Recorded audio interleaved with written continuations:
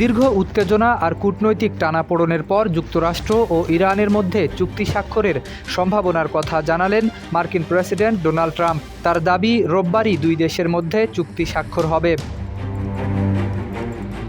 Truth সোশ্যালে দেয়া এক পোস্টে ট্রাম্প বলেন, চুক্তি কার্যকর হওয়ার সঙ্গে সঙ্গেই আন্তর্জাতিক বাণিজ্যের জন্য অত্যন্ত গুরুত্বপূর্ণ হরমুজ প্রণালী সবার জন্য উন্মুক্ত হয়ে যাবে। শুধু ট্রাম্পই নন, আলোচনায় মধ্যস্থতাকারীর ভূমিকা পালনকারী পাকিস্তানও জানিয়েছে আগামী 24 ঘণ্টার মধ্যে চুক্তিটি চূড়ান্ত হওয়ার সম্ভাবনা রয়েছে। এমনকি তারা ইলেকট্রনিক স্বাক্ষরের প্রস্তুতিও নিচ্ছে বলে জানিয়েছে। 5+ স্টার রেটিং প্রাপ্ত দেশের সর্বোচ্চ বিদ্যুৎ সাশ্রয়ী ওয়ালটন এসি স্মার্ট কমফোর্ট এখন নেক্সট লেভেলে। তবে চুক্তি স্বাক্ষরের সময়সূচি নিয়ে ভিন্ন অবস্থানে রয়েছে ইরান। শনিবার দেশটির পররাষ্ট্র মন্ত্রণালয়ের মুখপাত্র ইসমাইল বাঘেই স্পষ্ট করে কোনো তারিখ না জানালেও রোববার চুক্তি হওয়ার সম্ভাবনা নাকচ করেছেন।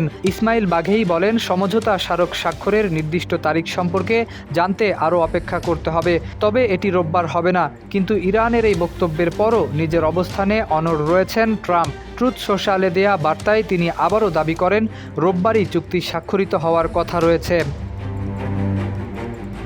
এদিকে ইরানের সমৃদ্ধ ইউরেনিয়ামের মজুত নিয়েও মন্তব্য করেছেন মার্কিন প্রেসিডেন্ট। তিনি বলেন, উপযুক্ত সময়ে এবং পরিস্থিতি শান্ত হলে সেখানে গিয়ে নিউক্লিয়ার ডাস্ট সংগ্রহ করা হবে।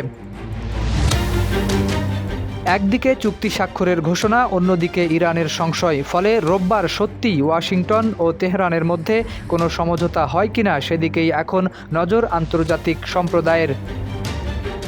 শরীফ উদ্দিন, ইত্তেফাক নিউজ।